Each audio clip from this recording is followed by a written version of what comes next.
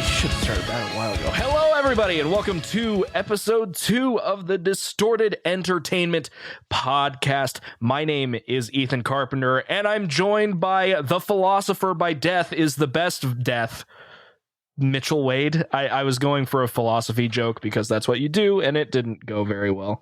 It was close though. You almost got it there, bud. It was the wording could have. If I had the wording correct, that could have been a little bit better. But anyway, Mitchell, how's it going? How's it going? We haven't it's been a couple weeks. It's been going well. I listened to your album that you suggested. Well, I would hope so. Good amount of times. I got nothing done today. You know, I was like, I'm going to get out of bed. I'm going to, do all these chores. I'm going to go to the gym. Getting out of bed Thai is food. the main one. Okay, yeah, Thai food's good. I don't think I've eaten. No, I've eaten today. I woke up and had the rest of the pint of ice cream in the freezer. Ooh, nice. Then my mother came home with a new air fryer for me, and it's like 5 times bigger than the one I had. So I'm like, sweet, I'm going to make these chicken nuggets that are in here, and I'm going to test it between the air fryer and the microwave, and the air fryer was way better. So that was cool. It's I got like a really tiny, you can barely cook anything in it, air fryer for Christmas last year, and it's like all of the stuff started peeling on the inside, so I'm probably just going to throw it away now. But that was cool. And then my mother made brownies as well, and I came out and ate like 4 of them. And then I re-listened to the record for today, and I wrote notes this time instead of recording notes through my phone. And I did the that's same kind of thing. been my day. It's kind of been my day. Totally got things written down. I'm a professional. He's lying. By the way, no nonsense. I completely wrote things down. At least you listened to the record like more than once, which is like better than I expected from you. So not that I was hoping we won't get into like any thoughts right now, obviously, but the fact that you at least listened to it more than once means I don't think you hated it. So I mean, I listened to the System of a Down one more than once. Granted, I had like 6 months to do it versus this true. I had 2 weeks. That's true, but like you also didn't hate System. You rated it like a 6. You know, if you hated it, I would have been like a 3. You know. But anyway, Mitchell, do you have any news that you would like to talk about today? Because I have a few. Well. Rob Halford is talking about releasing a blues album. I forgot about that. I didn't even have that pulled up. I recall seeing that, but I didn't really look into it a whole lot. Is that something you actually like read about? Yeah, a little bit. Not like to the extent, but I got excited because my old guitar teacher, he's a huge fan of Rob Halford in general. Mm-hmm. I mean, if you're not, you're wrong. True. But he, God, what was I even going to say? He's also a blues player. And he's been in several blues bands. And so when he found out, Rob Halford, one of his favorite vocalists, is now doing a blues album, he pretty much lost his shit. Yeah, I mean, that's pretty cool. Everyone's excited about Rob Halford doing blues, but when Metallica does it and Load and Reload, everybody's angry. Now, I do want to say one thing, though. With Metallica, you take the distortion off of their stuff, it's pretty fucking bluesy. I mean, yeah, I believe that's one of like James's influences in terms of things that aren't metal. They do have some like blues elements in Load and Reload, and then you even have basically a full-blown country song with Mama Said. And I feel like if James were to ever do a solo project, which I'm actually like really, I would be interested in, you would probably get songs like Mama Said and Ronnie, 2 songs that I used to not really like all that much that I've actually been jamming a lot recently. Very interesting stuff. I'm excited to hear what Rob Halford does. That'll be a little different. Be pretty different. All right. Anything else on your end? I have a few singles that have dropped, and then an article I want to go over, kind of like last time, but except it's not Corey Taylor related. Don't be sad. I have a Corey Taylor related news article, like news piece, but it is not an article. I don't really have much else in news that I can think of. I'm sure I'm missing things. Granted, there are a lot of band people that are talking about how like festivals aren't going to be around in 2021 and everything, and the entertainment industry is falling apart. Yeah, I could see that happening. Yeah. There's one I didn't pull up, but speaking of Metallica a second ago, I guess Lars announced that they might start working on a new record around the end of the year, which I'm excited for, because that's a lot sooner than the point of time between Death Magnetic and Hardwired to Self-Destruct. Also, Death Magnetic had its 12-year anniversary yesterday at the time of recording this, I believe. So that was certainly a record. They released an album quicker than Tool did. Nice. Let's not get started on Tool. Anyway, so we got for me, there are a couple of singles that dropped, a couple that I want to talk about, and then one just kind of in passing. Napalm Death released another new single. Another one. Yeah, they've apparently dropped 3 this year, which is weird. Like, I knew that there was a Backlash Just Because. That's a classic grindcore type thing. That's very classic type Napalm sound that was released earlier in the year. And then last episode, we talked about Amoral, which was really good. I liked the punkish aspects of it. But this new one was called something very strange. Give me a second. Did I close Spotify? No, I didn't. It's right here. It's called A Bellyful of Salt and Spleen.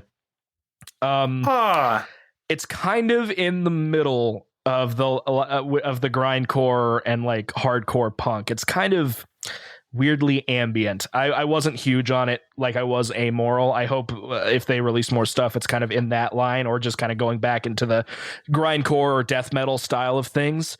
The singles that I do kind of want to talk about, though, might as well go start with Corey Taylor. Corey Taylor dropped another single. We talked about the 2 he released on the last episode, Black Eyes Blue and CMFT Must Be Stopped. Now, he released another song called Highway 666. Nice.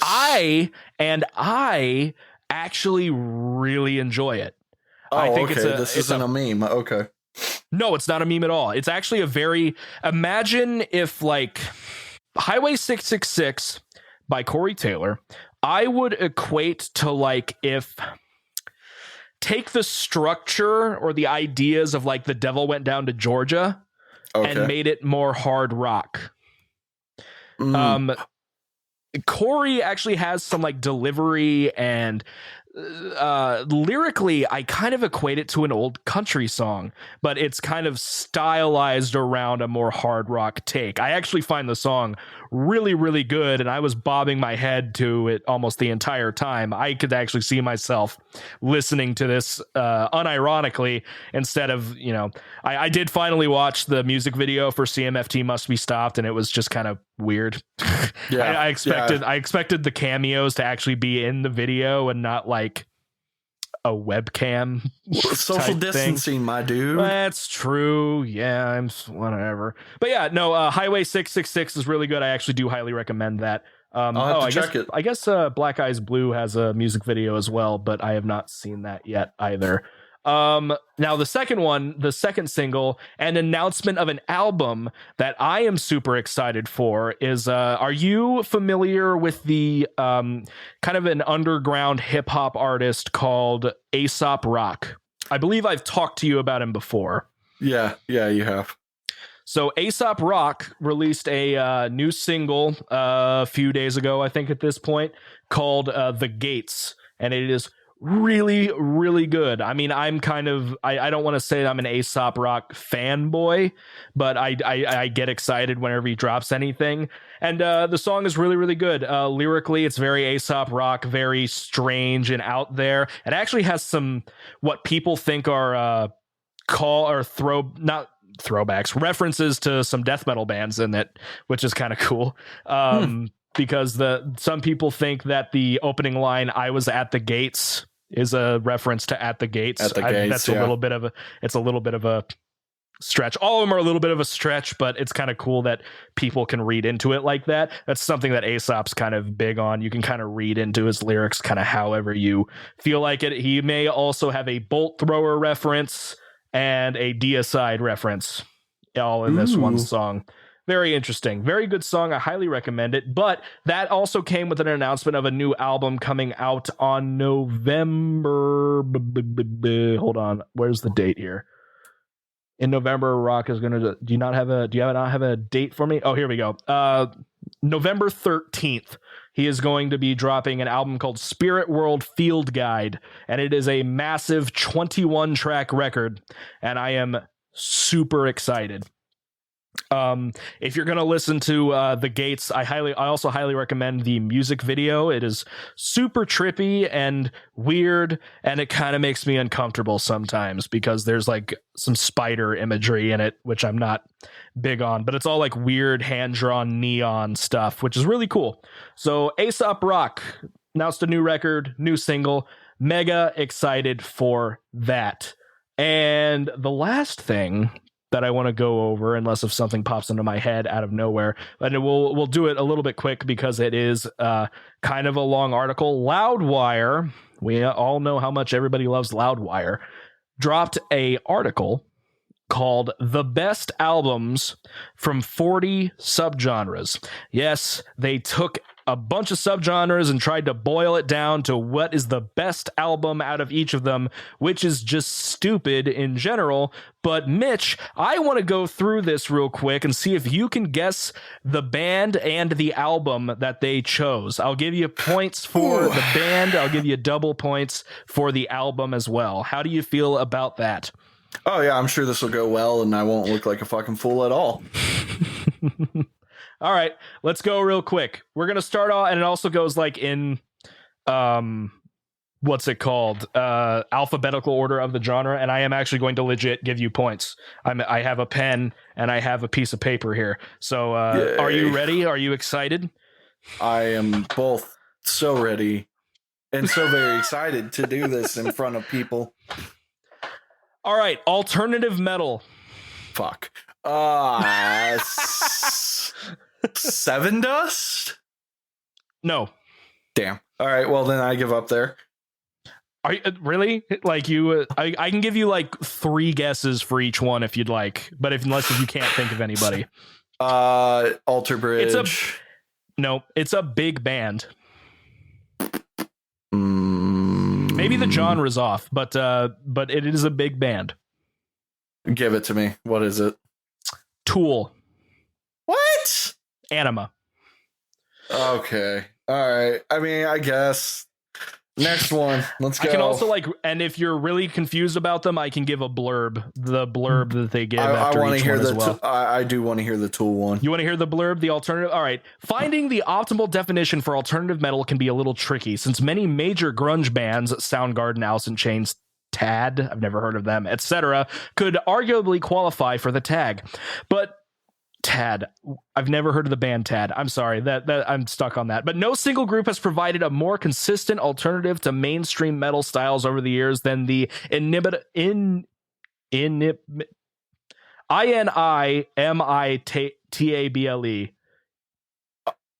What was it again? Inimitable. That'll work. Wow, that made my brain hurt. Then the Inimitable Tool. Each one of their albums is a musical universe unto itself, but most fans and critics seem to agree that 96's Anima is their definitive work. All right. Yeah, sure. Yeah, cool. I've never listened to a full... No, I have. I've listened to all of Lateralis. Black metal. Emperor? You got the band right. Can you guess the album? I don't know Emperor well enough. Okay, fair enough. It is Anthems to the Welkin at Dusk. It's from 1997. Right. Blackened death metal. It's going to be Behemoth. You got the name right. What about the album? This is going to be Satanist. Yep, you got it. Cool. You got it. You got 3 points so far, my dude. Oh boy. Blackened Thrash. Fuck. Skeleton Witch? No. Damn. Who the hell? Oh no. There are other bands that do Blackened Thrash? If you give up, I'll give it to you. Can I get a hint?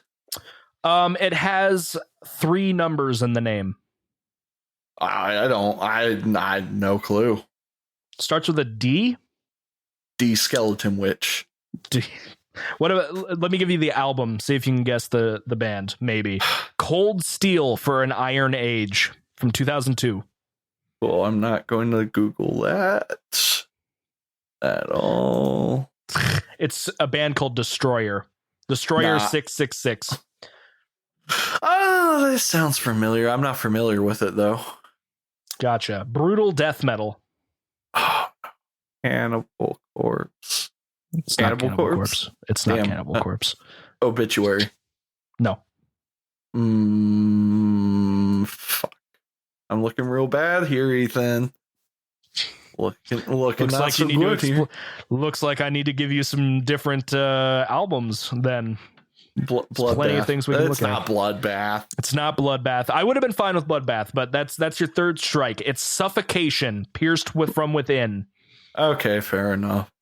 And that's it. Yeah, I actually kind of agree with that. Let's see if you can guess this one. Christian metal. Oh, yeah. Creed. I don't like you. Like, no, it is not Creed. Skillet. No. I don't know. Those are rock bands, my dude. There are actual Christian metal bands. It is a band called Trouble, album called Psalm 9. Yeah, I don't even know what genre that they are. But apparently, clearly it's Christian metal. Yes, it's Christian metal, but apparently, like, most people don't even realize that they're a Christian band. So I'm like, that's kind of cool. That means they don't beat you over the head with it. Crossover thrash, aka metalcore. Don't tell crossover thrash fans that. Anyway, crossover thrash. Trivium. Trivium? Nah, crossovers is 80s.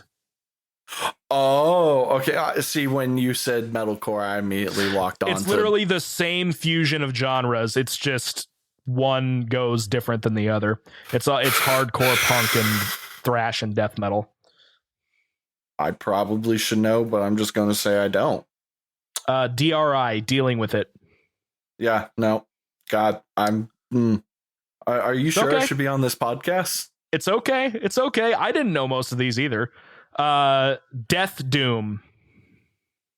Oh, no. I don't know too many Death Doom bands. You've probably heard of the band if I give it to you. What if I give you the album? It's called Turn Loose the Swans. Well, I can take Swallow the Sun off that list. Yeah, no what clue. Album? Oh, Swallow the Sun's the band? Yeah. I don't think I've heard of them. It is called My Dying Bride.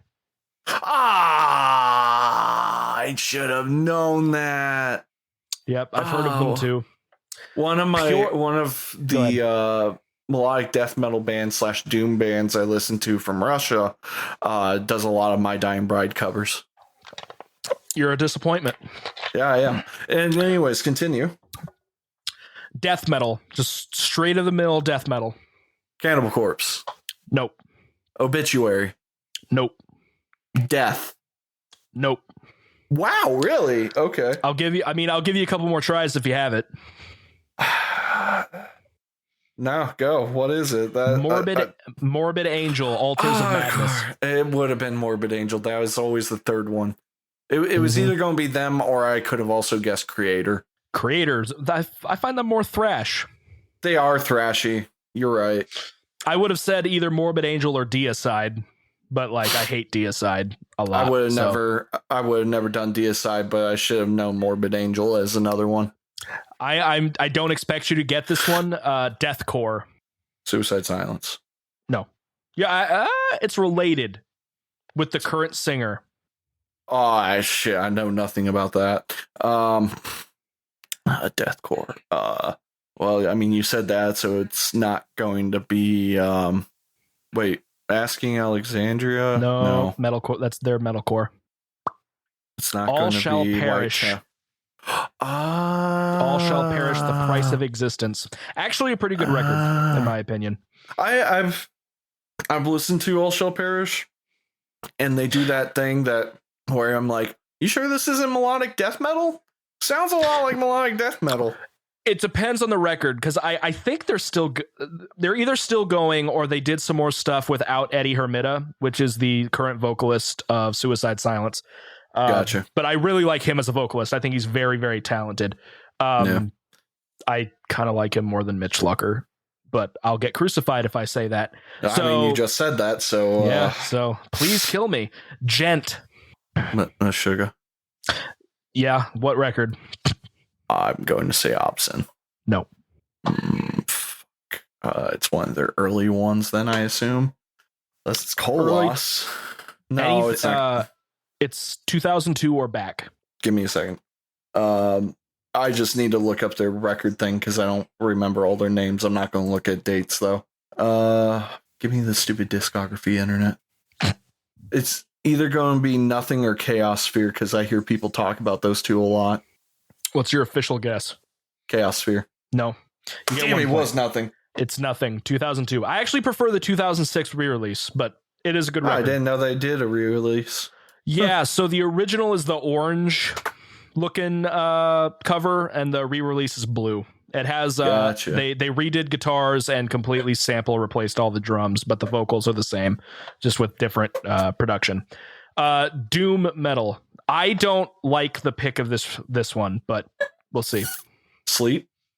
No. They might be in stoner metal. No, it's not. It is not what you would expect. It is not a new band. It's a classic album. New?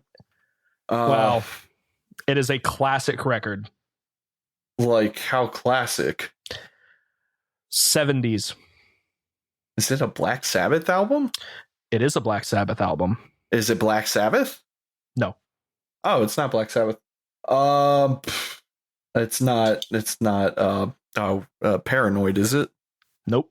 What is another Black Sabbath album? Master of Reality.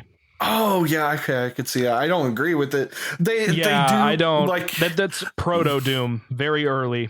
Right. I get it. Drone. Oh god, what is that one annoying drone band that I fucking hate?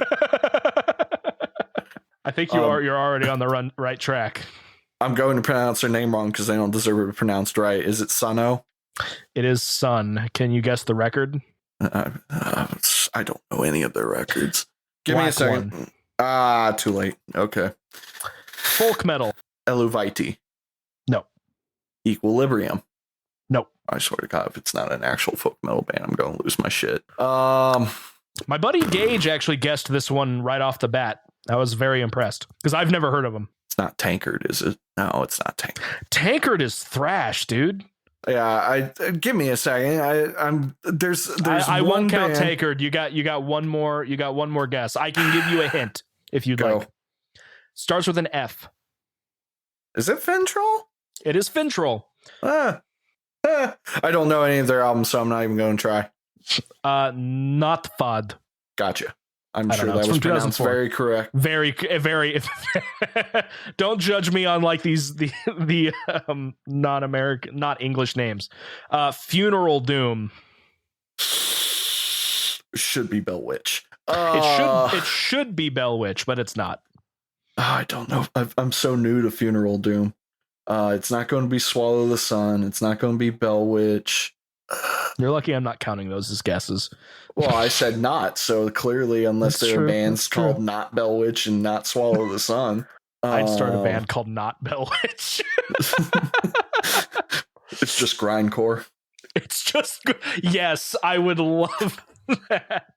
I don't. Starts with a TH. No, they ain't not going to happen. Thergothon. No, like I said, I'm new to Funeral Doom. Bell Witch is my entry point. Technically, Swallow the Sun as well, but they're only Funeral Doomy sometimes. Funk metal. Fuck. Mr. Bungalow. No. Good guess, I think, but no. Outside of Mr. Bungalow, I don't know. It's Mr. Bungle, not Bungalow. I'm calling it Bungalow because it's too late. Infectious Grooves.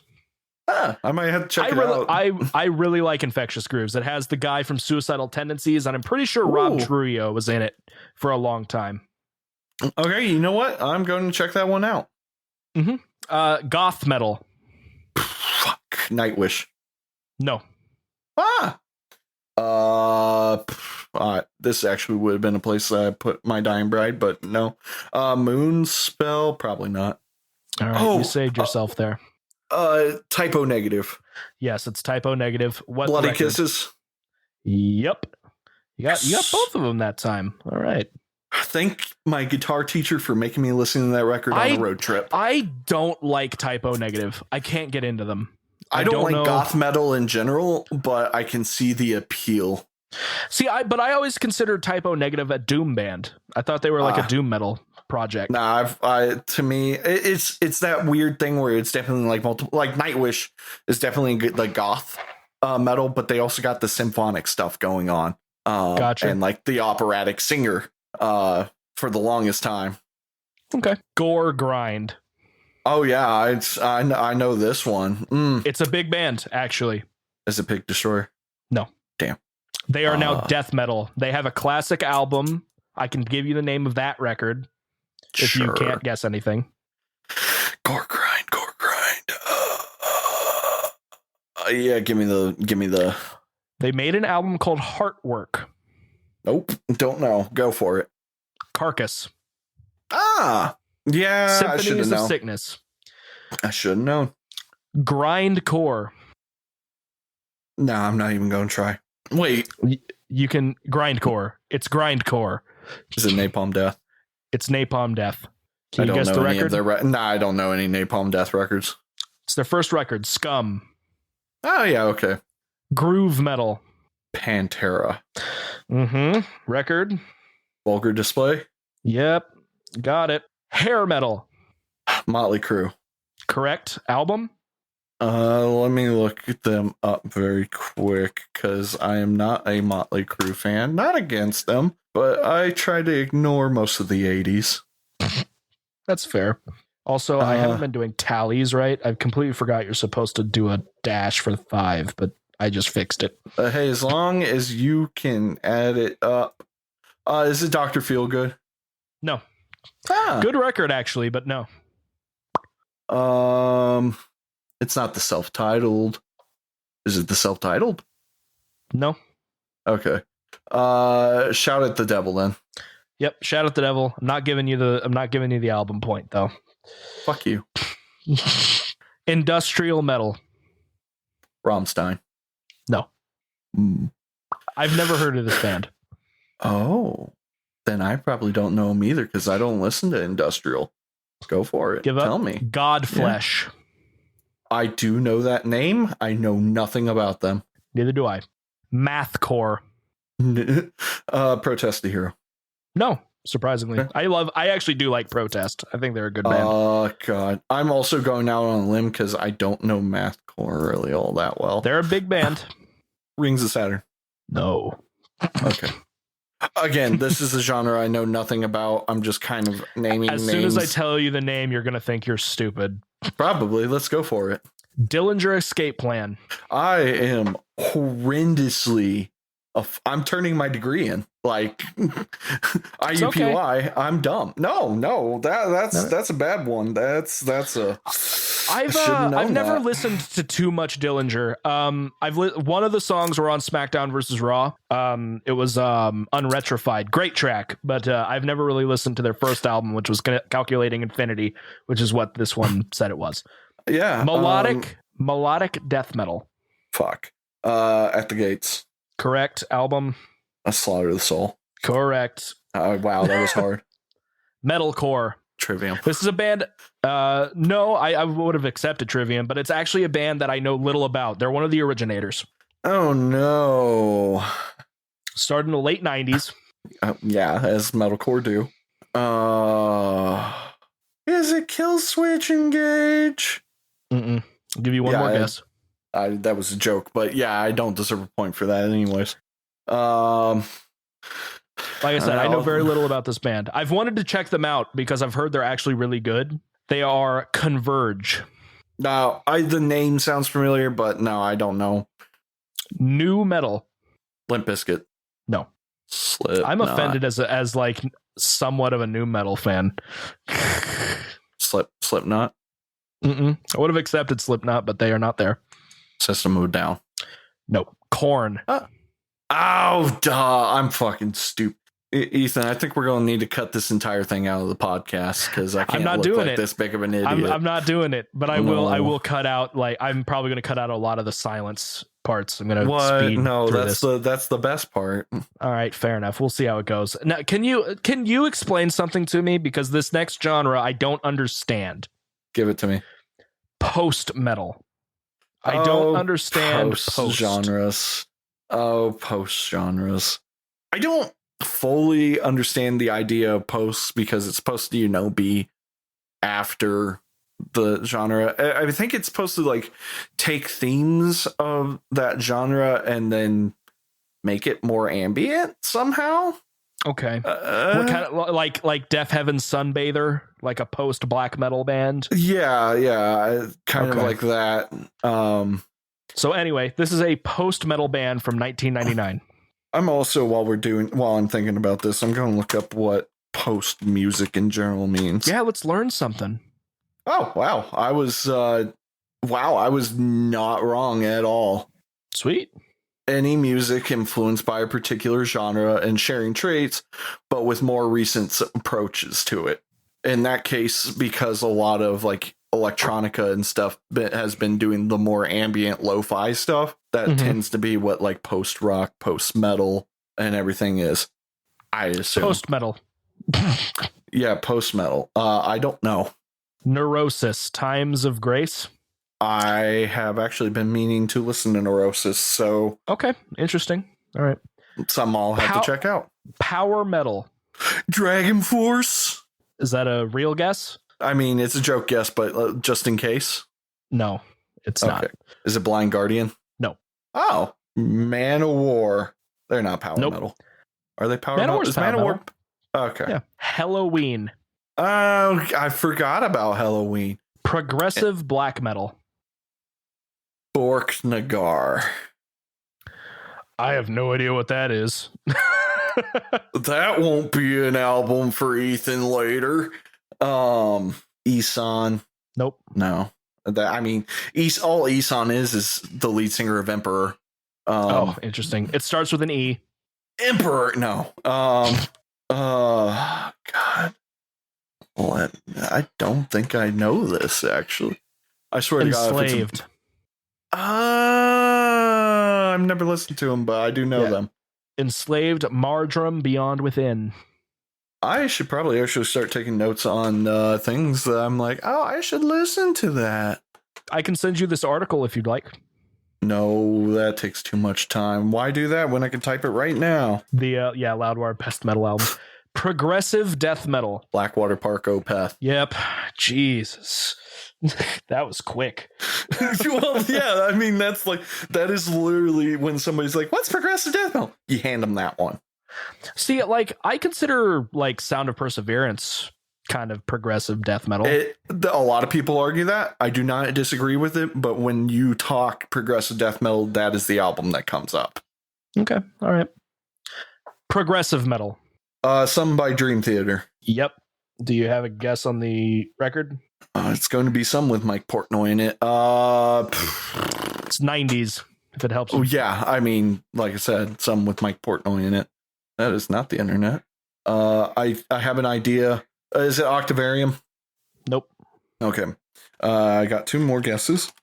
I shouldn't count it if you're looking it up, but it's fine. I'm not I don't remember the names of all the albums. That's fine. That's fair. Metropolis Part 2? No. Oh, okay. I have one more idea, but God, what is it? It's like, wait, that wasn't Metropolis. Oh, okay, that is. What's the other one that I know of? You know what? Mm-hmm. I'm going to give up, and I'm going to be really pissed when it's the one that I'm looking at right now. Go for it. Just say that one. You have one more guess. Is it When Dreams and Day Unite? Nope. Images and Words. Damn it, that was the other one. I was looking for that one too, because I knew it was going to be. So I hate this entry because I don't agree with the band. But you're not talking the Dream Theater. Oh, Slam. I know nothing about Slam because every time at work that I have like made fun of Slam, you're like, that's what Slam is. So here's the thing. I don't consider the band Slam. I consider them like death metal to tech death. So like use that for, it's a big name in tech death. Okay. What's the band? Dying Fetus. What? Slam? Yeah. Their first record, which maybe I can accept that, but I would have put Suffocation. If you're going to go with like an old school record, most people say Suffocation is the first Slam band. Killing on Adrenaline by Dying Fetus. I do not agree with it. What's the blurb? Sure, we're scraping the bottom of the metal subgenre barrel here, but featuring the sort of kind of almost sure it's a standalone style Slam in our gallery is a great excuse to praise the very awesome and oh so tastefully named Dying Fetus. 1998's Killing on Adrenaline is a particularly classic collection of nasty slam riffs, surrounded by and immersed in the densest death metal annihilation and some of extreme metal's most confrontational lyrics. I just don't consider them slam. Like, yeah, I think it's just normal death metal. But honestly, a couple of these bands make me want to reconsider the album I'm going to give you today, but I'm going to hold off. I really need to start making a list. But it's completely all right. Sludge. Is it Mastodon? Nope. Ah, crap. It is a name that I've heard of. Yeah, I wonder if it's a name that I've heard of. It's the 90s. Oh boy. I'm not stalling. It has a weird spelling. In it. Sludge. I don't listen to Sludge much. I think there's one other band I know of. Is it I Hate God? Yes, you got it. Hey, I don't know their discography at all. Take As Needed for Pain. Stoner metal. Is it Sleep? No. Ah, fuck. It's another big name. I've heard of them. It's not Sleep. Is it Bong Ripper? Nope. Electric Wizard. Yes. Hey, don't know any of their catalog. Dope Throne. Ah, okay. Symphonic metal. Nightwish. Yep. Nightwish albums. I have it on the tip of my tongue. Wishmaster. Yes, you got it. Yes, I used to listen to a lot of Nightwish when I was younger. Technical death metal. I don't know if I agree with this choice. Is it Gorguts? No. Okay. It's not Gorguts. Who are the other French boys? Is it Cryptopsy? Cryptopsy. Yep, Cryptopsy. Cool. I remember. I don't know them. None So Vile. Ah, okay. That Thrash. goes on the list. This is the bad one. Slayer. It's always Slayer. Surprisingly not. Metallica. It is Metallica. Oh, okay. I get 3 guesses. And Justice. Nope. Is it their first record? Nope. It's definitely not going to be Black. It's not going to be Ride the Lightning. Master. It is Master. Huh. Weird. Most people would have put either Ride the Lightning or Kill 'Em All. Yeah, it is. Puppets. I would have done Kill 'Em All. Yeah, in terms of pure thrash, I would have done Kill 'Em All. But you can't go wrong with Puppets. Traditional metal. This is like your just classic heavy metal. Wait, okay. You say traditional, but there was also the British New Wave. Should I be considering that as well? Yes, that will. Iron Maiden. So it is Maiden. Okay. Because, like, yeah, that British New Wave kind of, like, brought in that power metal sound. I guess I could have just said heavy metal, but the article uses traditional metal. Okay. Album? All right. Number of the Beast. Yep. Okay. Viking metal. Oh, this is a controversial topic, gentlemen. Some people don't think that's a genre or think it's a genre and it's not. Did they put Amon Amarth down? No, but they are named in the blurb. A lot of people don't like Amon Amarth being in there, even though they're all about, Viking stuff. They're mellow death, but I know literally nothing about Viking metal. It's a name I've heard of. I don't know if I consider them Viking metal. I'm pretty sure they're a black metal band. Yeah, I don't know any Viking metal bands. Bathory. What? Aren't they black metal? Yeah, that's what I thought. The blurb actually says that he goes on it's a one-man thing, but he did black metal and then did some Viking metal as well, all under the same name. And then this one is kind of controversial as well in terms of being a genre. It's the last one. It's called war metal. Well, I don't know anything about that shit. It's all right. Yeah. So it's war metal, blasphemy, fallen, angel of doom. I've never even heard of war metal. So I have a video to show you then. It's war metal is kind of just really, really weird black metal. Okay. And then there's a subgenre of war metal called bestial war metal. It's stupid. Have you ever heard of the I think I tagged you in one of his videos, the guy known as Gonalak? No. I mean, you might tag me, but that doesn't sound familiar. He did I think I tagged you in a thing called what's it called? Oh, was this about recent? Bell Witch. Yeah, it was. He did a video on Bell Witch. Corrupted cover arts. That's what it was called. Yeah. So there were 40 subgenres, and between each thing, you could have gotten 80 points. You have 5, 10, 15, 20, 25, 26. You got 26 points. Oh, man. Guys, I am the right person to be doing this podcast for you. No, it's cool. I actually really liked doing that. I was at Texas Roadhouse the other day with one of my old roommates and then the guy in my band, and we just did it. It was fun to guess. So that's all I got in terms of this wasn't news, but everything I got. And I think it's time to go ahead into our album choices. And since I started last episode, I believe we agreed that Mitch is going to start this episode. Right. So I got some interesting music choice from you, a sludge/noise/funeral doom metal band out of Colorado. You would consider them funeral doom? They're funeral doom. I mean, they're definitely doom, but they're funeral doom in that sense where it's just slow enough.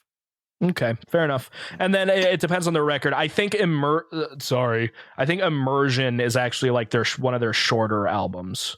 He spoiled my entry. I'll delete that. You can. It's fine. I'll delete that. You can keep going. I thought it was funny as fuck. You should keep it. I mean, I can keep it. Okay, cool. So anyways, Ethan gave me Pretty Man's Immersion, and I listened to it several times. The first listen, it was a sound. They are labeled as a noise band. And when I first listened to it, I was like, there's a lot of feedback in this. What's going on here? You should hear their first record. It has a lot of feedback. Funny, I didn't realize how new they were. They started in 2012. Mm-hmm. So yeah. They're a relatively new doom band. Yeah, I've heard about them before. I never once picked it up. I'm not gonna lie, folks. When I see the label noise, I'm generally that's a no-go for me. That being said, I listened to this several times. I would say about 4 or 5 times. The first time I listened to it, it was more kind of like a singles listen, just because I was doing the dishes and I was like, oh yeah, I have a homework assignment. I should probably do that. We're back at school, boys. But then after that, there was one time where I did my thing of using my studio monitors. I laid in bed, had all the lights out, did a full sensory deprivation as best as I can while listening to it. I feel like that is a very interesting way to listen to this record. I kind of want to do that, to be honest. Did I like this record? Yes, no. I'm going to go. Oh, are you asking me, or was that an answer? That was a question then answer. Okay. So I don't. When I say yes, no, I mean in the same sense that I can approach music subjectively as well as objectively. So is this something that I'm going to be like, oh man, you know what? I just want to chill and throw on a record right now and listen to this. Fuck no. Yeah, No. you do not chill to Primitive Man. This is a very oppressive, heavy, painful just sound that's like piercing almost. But objectively, like coming from an artistic standpoint, they're doing probably what they're set out trying to do. I mean, if you watch the music videos, they are not pretty. They are kind of like those like 1950s-esque films almost, maybe a little bit newer. But like, did you watch all of them? I didn't watch all of them. I caught, like I said, when I was first listening to this, I had a playlist, and the playlist happened to be all the music videos, but it wasn't like I walked over and I wasn't actively watching them. I was doing the dishes, and then like an ad would pop up, which was really fucking annoying because sometimes the ad would pop up in the middle of the song. Yeah, they started doing that. I was like, so I would like hit it, and then all of a sudden I see a man murdering another man. I'm like, okay, all right, we're doing metal. Got it. Yeah, right. Yeah. I only watched one of the music videos. I turned on I looked at two. I looked at the music video for the Lifer, I believe, and Entity. And I think Entity is the first song on that album, I believe. No, Entity is second, Lifer is first. Okay, then it's Lifer. Isn't Lifer the one with the insects? I thought no. The one Entity has like a lot of weird bugs and stuff all over. It's a woman inside of a motel, and then there's a lot of bug imagery. And I don't like bugs, so I couldn't do it. I couldn't sit through the whole music video. So yeah, but like the music videos definitely got that like 1950s, 1960s like noir detective. I could even be wrong about the dates. They could be earlier. I'm not a movie buff, but they got that noir kind of like horror detective feel to them. But I'm not here to review the music videos. I'm here to review the album. And yeah, artistically, this is a really well done album. If they were just trying to go for something that was noisy, oppressive, heavy, like the guitar tones and excuse me, and the bass and drums, everything was pounding and slow and, you know, like chugging through sludge and all that. Yeah. It was good in that sense, but it is definitely not something that I'm just going to go and be like, yeah, man, like this is my favorite band. And I just, when I get home from work, I just like to crack open a beer, pull out my pipe and listen to Primitive Man. And listen to Primitive Man. Like, I just want to relax. Like it sets up an atmosphere in the same way that like, I'm not going to casually listen to, like a horror video game soundtrack, because the soundtrack is not there to be listening to unless you're like a music nerd and you're looking for, you know, music like a specific stuff. Piece. You know? Horror tracks are there to emphasize what's happening in the movie or what's happening in the game, to put you on edge, to make you uncomfortable. And that's what this album does, and it does it perfectly. Like I didn't like sit there like cowering in a corner or anything, but I definitely was like, yep, there are things going on here. Yeah, I'm getting that. And so like I said, it's not something that I'm going to after this be like, oh hey, I'm going to throw on that Primitive Man track. But there might be some time down the road I'm like, didn't Ethan make me listen to this fucking weird ass thing? And what was that again? Oh yeah, I'm going to listen to that again. Why?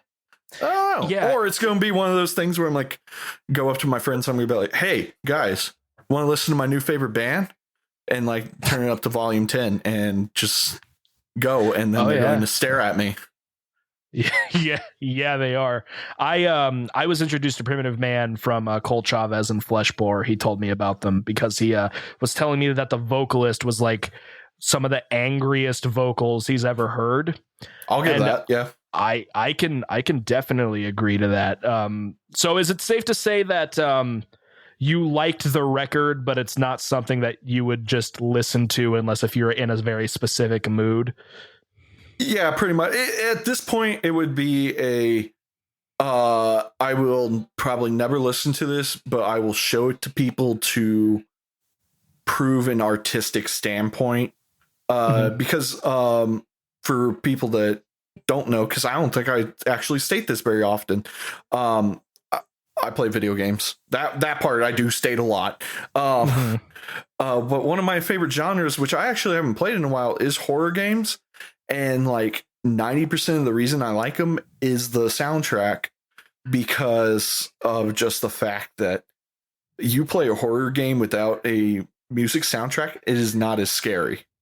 True. There is a sorry for interrupting you all the time, but there is a quote. I forget who it's by, but there's a quote where somebody said, if you want to make a movie, like a horror movie, and it'll apply to games too, if you want to make a horror movie not scary, cover your ears and not your eyes. Yeah, because there is nothing more unnerving than the soundscape of a horror game. I don't watch horror movies as much. I don't find them as scary. I think part of that's just because there's a risk in video games when you're playing a horror game. That risk being like losing progress. But like one game that I mean, BioShock is a good example. The sound design in that is a really good example. Silent Hill, of course. I mean, they have that track where it's literally just dentist drills, and I'm like, good. I'm good. There are two games that I really like. One of them I don't think a lot of people give credit to, which I find interesting. At least I've never seen anyone do sound design discussions about it, but maybe I haven't looked hard enough. The first Dead Space, I thought. Yeah. Okay. Yeah. I thought the sound design was excellent for that, because for people that either weren't paying attention to the game or don't know it that well, you're slowly going insane throughout the game, and they continue that through Dead Space 2 and kind of Dead Space 3, but it doesn't feel as bad as Dead Space 1 and 2. But at the beginning of Dead Space, after you clear like the initial portion of like the intro sequence and everything is quiet, and like you can hear the creaking of the spaceship and like maybe an asteroid, clinging around it, and you'll hear the creatures actually coming. But as you keep going later and later and later in the game, you start hearing voices scratching through the walls. The music is way more intense, and it's constant barrage of sound. Towards the end, it's just like constantly hearing it, and man, that shit can drive you crazy, especially if you pay attention. I've never played Dead Space 1. I have played a little bit of Dead Space 2 back in freshman year of college. I should go back and play them. Like, I've heard they're very good. Dead Space 1 and Dead Space 2 are definitely really well done games. Dead Space 3, I liked it. I've heard it's better co-op. Surprisingly. Interesting. I've heard it's more of an action game than a horror game. It is more of an action game, but I've heard it becomes more of a horror game co-op, because what ends up happening is because when you play the single player game, the co-op character Carter is not alongside you during the game. He's not like an AI you encounter. He's more of like a cutscene guy that you'll encounter when you're in single player. But he actually starts slowly going insane through Dead Space 3. So during the co-op, Isaac, who has just dealt with this for years and years and years, is now having to watch his friend. Whatever. But yeah, like he's having to watch his friend slowly go through that. And like Carter has like a really tragic backstory that haunts him. And I think that slowly gets unraveled throughout the story of Dead Space 3 co-op. And unfortunately, I never had anyone to play it with. So maybe, Ethan, if you ever want to go through the series and you get to Dead Space 3, I'd be happy to play co-op with you. But another game that I always like to mention about this, and this will add to it, is the atmosphere that the game inside sets. And a lot of it has to do with its sound design. I absolutely love that game, and it's again, that's what Primitive Man's kind of doing. They're just setting this scape of sound and letting your imagination roll with it in this noise and everything. And I think the music videos honestly add to that. Kind of like the chaotic sound, even though it's structured, it's noisy and oppressive. Yes, definitely. So, yeah. Do you have a favorite track? Not. I kind of liked it more towards the end. Okay. I wasn't really paying attention to the track by track basis. Some of the songs, they honestly feel like they start blending together. That would probably be my one complaint. Listening to this, I honestly sometimes couldn't tell a track from another track. Yeah, they kind of have that thing going on. I really like the song Entity. It's the second track, and it's the one that starts off like it's about 2 minutes or so of just a droning guitar and really heavy toms. And I think like it kind of equates to how I felt when I first played. Like, obviously it's kind of a meme now, but can you go back and remember the first time you played Slender? Oh, the good old days. Yeah, like back when it wasn't overdone. Like when I'm listening to Entity, I'm like, yeah, there's something around here that doesn't want me to be here. Yeah. So did you ever play SCP Containment Breach? Oh yeah, I've done some videos on SCP Containment Breach. I have not played it in a while. Haven't played the newest updates, but so I don't know if you know this, but somebody's remaking Containment Breach through Unity. Yep, SCP Unity. Yeah. But yeah, I think the only thing that I would have found interesting in this is if they added silence in there as well.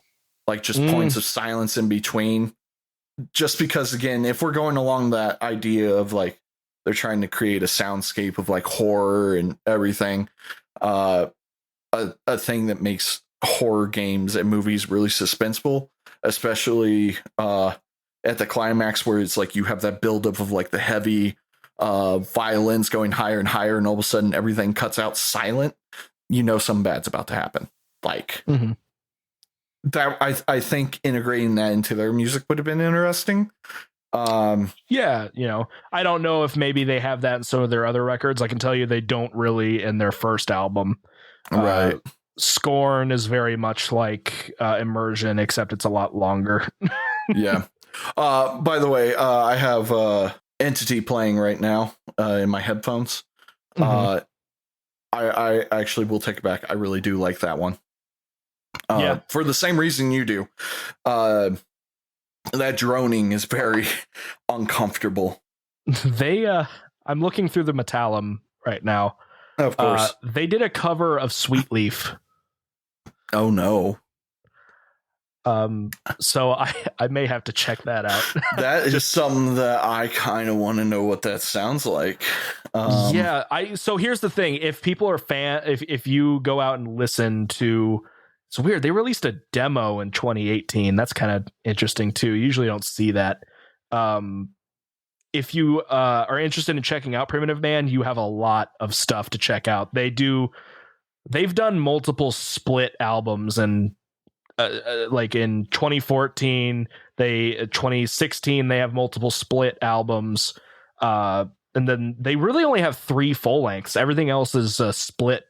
So they working with other doom sludge bands. The one that I would look into is they did it last year with a band called Hell, and Hell is like Primitive Man on Xanax. It's even more oppressive. I consider it. I don't know how that's possible, but maybe it's a different flavor. Wow. Okay, I'm just gonna say this before we transition a bit. I just quickly I quietly did it. I did a comparison between the Sweetleaf, just a little bit of Black Sabbath and Primitive Man's. Whoa, there is a difference. I mean, I figured. Like, is it good? It's Primitive Man. Okay. They're definitely doing a Primitive Man. I mean, it's like they're not even singing. Can you tell that it's a cover? No. No. Okay, fair enough. Because like I remember that Sun did a cover of the cover is in air quotes of For Whom the Bell Tolls, and you can't even tell. Like this one I think is a bit better because they're only slightly slower than the Sabbath song. I think it is a different guitar tuning though. I think they did transpose it. Probably, yeah. But like I quickly listened to Sabbath and then I switched over, and honestly the only way I would have been able to tell is if I knew the guitar part to Sweetleaf really well, which I don't because I haven't listened to Master of Reality all that much. Well, apparently it's the best Doom album. All right. I guess the last question for you would be, would you ever be interested in listening to other Primitive Man records? Yeah, actually, I think I would, but again, it's coming from a spaced out. Yeah. I'm kind of a music nerd and find this stuff interesting, and less from a wow, I love this, let's fucking go and everything. Like, I don't think I would ever go to a Primitive Man concert or anything like that. I definitely would. I'm so mad they were here last year, and I really wanted to go because I've heard that it's just absolutely crushing. Like, I would definitely go to one of their shows. You know what? Okay, it would depend on the venue for me, but if it was a venue with a good sound design, so not the Immersion. Well, I think they were at Black Circle Brew Company, and I played there a couple of times, and I hated playing there just because it's a brew company and it smells really bad because I don't like beer, but sound wise it ain't half bad. We played with an atmospheric or symphonic black metal band whose name I can't remember, and they were very, very good. I believe because I've never gone there, but at one point I think Ginger played at the Black Circle. And I was going to go to that, but I couldn't get the day off, unfortunately. Yeah. So anyway, what would you, I guess now it'll be the last question. What would you rate Immersion by Primitive Man? I honestly don't think I can give it like a rating because, again, I liked it on the music theory scale wise and like just the nerdy music aspect, but I don't like this. This isn't like the record I gave to you where I absolutely love it and I can give it like a solid 9 out of 10 or whatever. I just don't think this has a number rating. I think this is more of a experiential kind of thing, where you just like sit in the dark, have it blasting or have it in your headphones blasting, but not to the point where you're going to go deaf. And you kind of just feel that like the sound waves hitting you kind of thing. If that makes sense. I give it a 20/20 out of 10. Yeah. Okay. You know what? That is fair. Would you recommend it then? At least if somebody's interested in hearing Primitive Man, would you recommend this record? Yeah, for sure. Okay. Like, I mean, cool. I can't compare it to their other stuff because I haven't listened to their other stuff, but I think it's a solid. I recommend next time you're in the mood for just something weird, check out. I haven't listened to Caustic, which is the album, the full length they did before this, but both Caustic and Scorn, both of them are double this album's length. They're both like an hour. I don't know if I can do that. I don't know if I can do that. But Caustic also has 4 instrumentals. Oh, interesting. Huh. I do think it's of note to mention that it's only a 3-person band. Yeah. Yep. And they all go by their initials. JPC, ELM, and JDL. Nice. All right. But With that, I think we could transition. Yeah, we can keep going. You gave me. Let me actually get back to the Metallum page. I've been clicking back and forth on Primitive Man so much that Winterhorde was almost off of my right-click background or my back button. Wow, this band does have a lot of members. Yeah. My friend Mitchell here gave me a band out of Israel.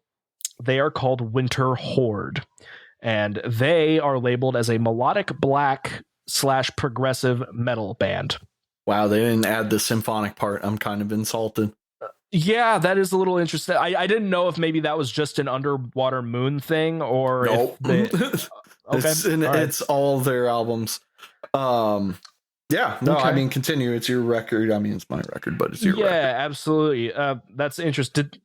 Are you sure that they didn't use a theremin? Oh, never mind. I'm in the members, not just specifically the album. I'm sorry. Oh, excuse me. He gave me an album called Underwatermoon by Winterhorde, and I have to do this bit because I've explained it to people. I've recommended this record to people, so it gives you a little bit of an idea of what I think about it. But when I showed it to Gage was talking to me about how he really liked this band called Deathspell Omega, which is a black metal band. And I was like, that's cool. It's unfortunate that their singer is a Nazi. Yep. And he's like, it's always black metal bands. I can't find anybody that's like, I can't find a band that is both good and not terrible people. So I was like, check out this record by Winterhorde. It's different. He's like, and he was like, it's good after the first track. He wasn't big on the opener. Unlike me, I really liked the opener. But he said that, yeah, this is pretty good. And I replied, I described it as it, and Mitch, don't even say anything. Okay. I described it as if Ailstorm were serious and like blackened power metal. Is kind of how I would kind of put a thing on it, because this album is, while it has a basis in black metal, it isn't your normal high-pitched shrieking black metal vocals. You have operatic style singing, you have symphonic elements, you have acoustic elements, you have really weird, there's a lot of water sampling in it, and it makes me uncomfortable sometimes. The record is pretty, like, broad strokes, I really enjoyed it. You actually gave me a easy album to review this week because Sluggage, while it was good, I had some complaints through here and there throughout the record. This one, I don't really have any complaints. I can just easily be like, yeah, I recommend this album. There are points here and there in certain songs where I'm like, I can take it or leave it. But for the most part, so what I've started doing for these, like as I'm listening through the first time on Spotify, if I like the song, I'll heart it or whatever Spotify does. And my first listen, I think I hearted like, or I favorited 8 or 9 of the 12 tracks. What do I have currently? I did undo one during my listen today, just because opinions change as you play through. So anyway, Underwatermoon is 12 songs lasting at about an hour and 7 minutes, but that's because the last song cheats, and it does cheat. The opening is about 1minute 45 seconds. It's a pretty little intro. Nothing spectacular, but it's short, doesn't overstay its welcome. Wreckage's Ghost, excellent. Really enjoy it. Any little note, basically something I wrote down once at about 2:20. At about 2:20, it gives me metal listener face, where it's just like I'm doing Meshuggah face while I'm listening to it. Like, this is really dope. I love the acoustic passages. I really, throughout the album, I think the vocalist is really good. I'm a vocalist myself, so I am a snob. If I can't get into a vocalist, it will severely ruin an album for me. Quick question. What's that? Which vocalists are you referring to? There's like 3. Yeah, I was about to say I didn't know if they were all the same. I liked all of the vocalists. Okay. If you're specifically talking about the growling, as far as I know, it's only one guy. Gotcha. I really liked the growling and I really liked the clean singing. Okay. So I liked both. If they're both the same guy, awesome. If not, whatever. Both are done very, very well. What do I have here? Really good use of violin in the beginning of the Wreckage's Ghost. And I really like the guitar tone throughout the record as well. Something I really liked throughout the record was the bass actually gets some moments here and there to shine and poke through. And that's my man, Sasha. I love that guy. Yep. Just he's the bass isn't just supporting the guitar throughout everything. It has moments of being like a lead instrument. It's usually accompanied with more of the operatic vocal style when everything gets stripped back, but I really dig it. Title track is absolutely stellar. I love the clean guitar opening, and once the sound effect of being dunked into the water, really good use of a chorus effect. I love clean chorused guitars. It's just a really, really cool tone, in my opinion. I have a slight, it's not a complaint, but it is a thought. Once you get to the end of Underwatermoon, the vocals get a little hammy in there. They get a little hammy in the delivery. I don't remember the pattern on the top of my head, or else I would try to emulate it. Oh, I just skipped to the ending of it. I kind of know what you're talking about.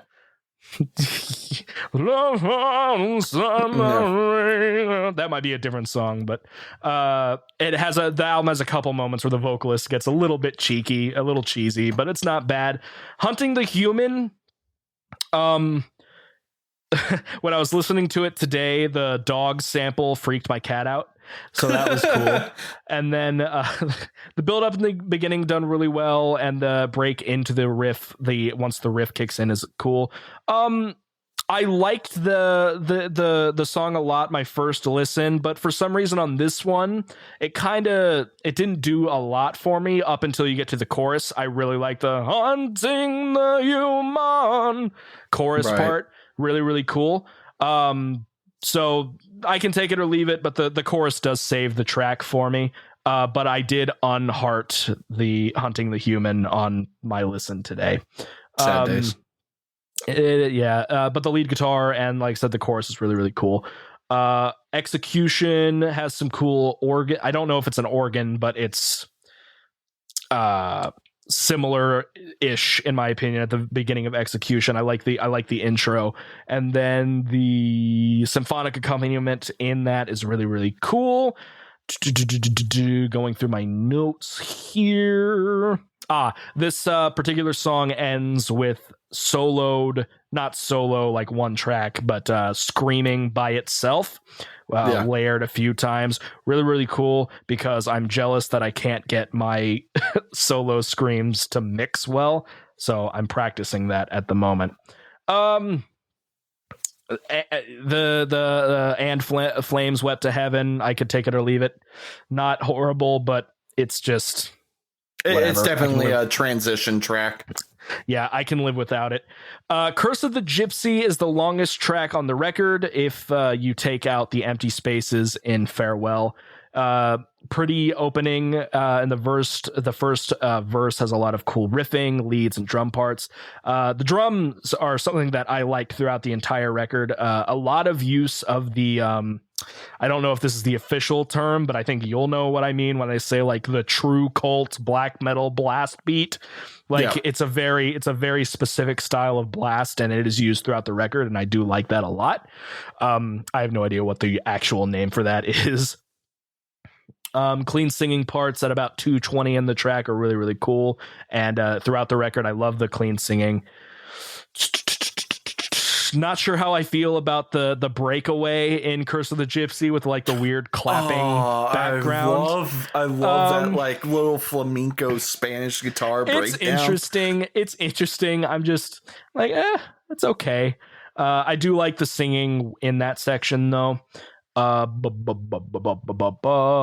did I say here? I really like the section at 4:10. Sounds like it is one of the standard metal sections, but clean. Yeah, okay. I had to figure out what I was saying there. At about 4:10 in Curse of the Gypsy, it sounds like they're playing like a normal metal riff, but the gain and distortion is dialed back, and I think that's really, really cool. It adds a little bit of a different flavor. I thought that would be that's not the Spanish guitar clapping part that you were talking about. No, so the part that I specifically said on here was about 4:10 and then 3:20-ish. Let me open this up here. We're on Curse of the Gypsy. Yeah, 3:20 is the flamenco part. It's good. It's not horrible. It's just it didn't do anything. It's the same. It's the same riff. Oh, is it? It's the same riff. It's just dialed back even more. Okay, all right. I heard that. Maybe I just wasn't paying attention very well. I'm not sure. I like that. Also, another part of the song I like is when the vocalist starts matching the guitars with their screams. Very cool.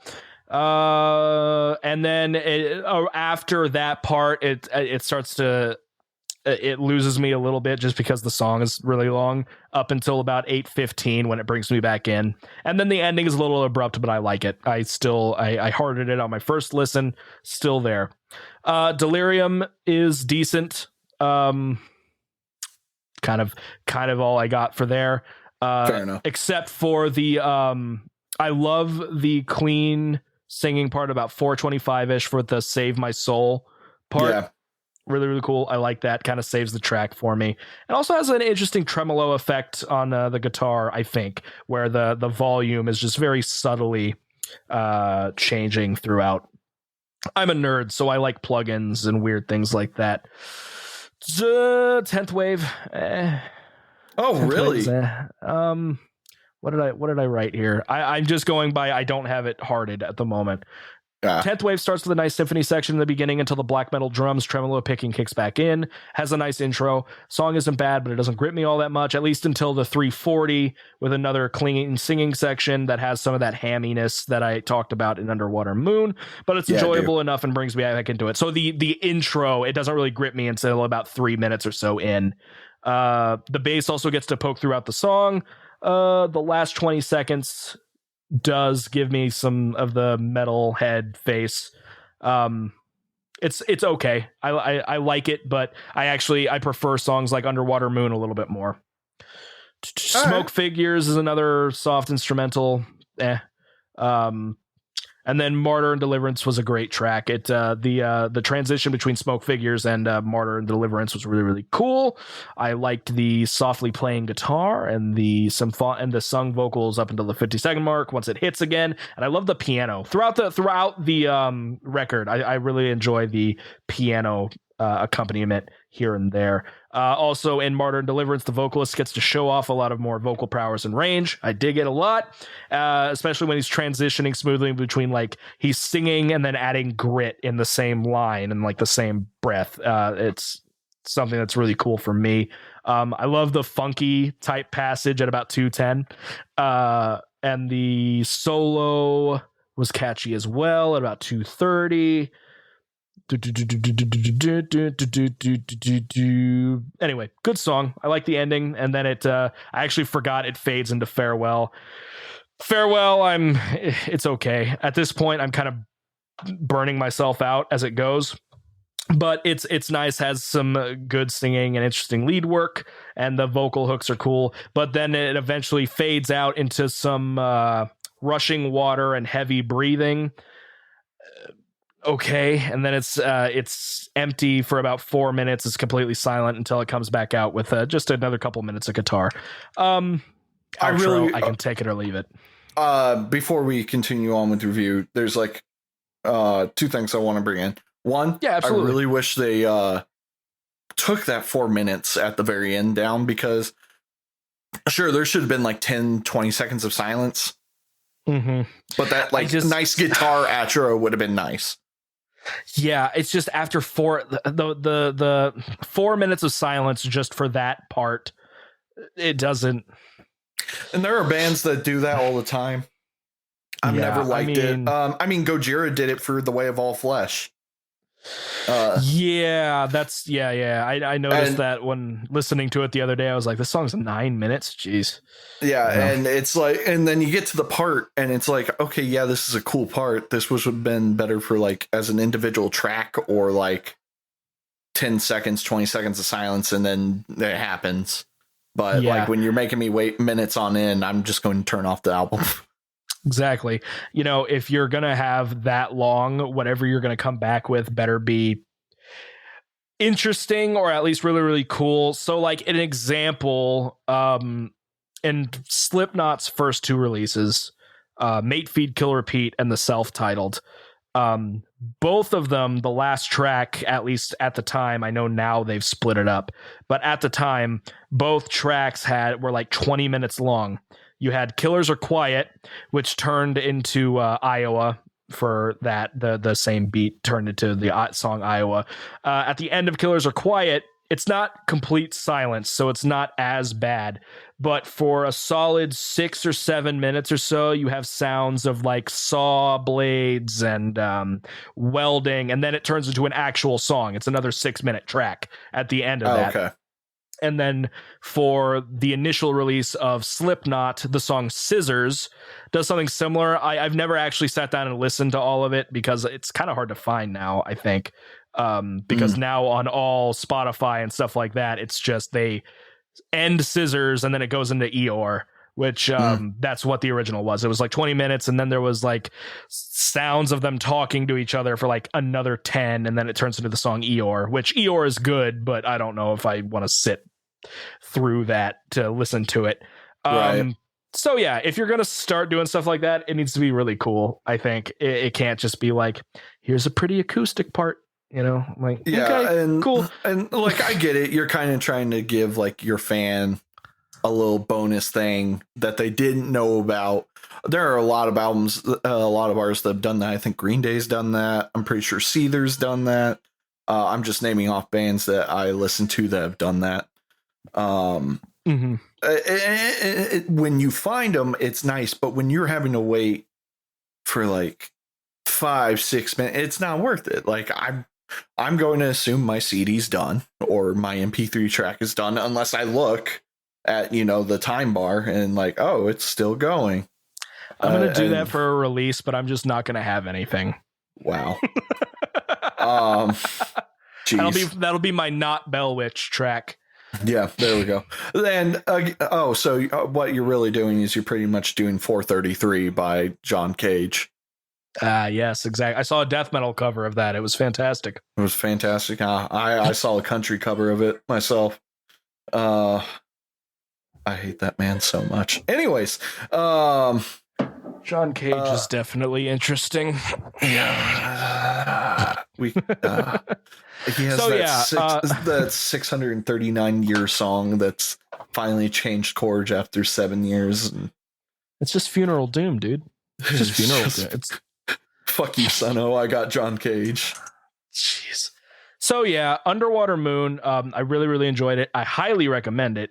And honestly, I say it was going to be an easy song to review, but I still did a track by track. I need to decide like if I'm going to keep doing that or not. But I don't think there's anything wrong with it. It's just for me personally, when I unless the track is really gripping me and I want to say something about it. But that's my personal choice. I did want to bring in 2 other things. One, Smoke Figures.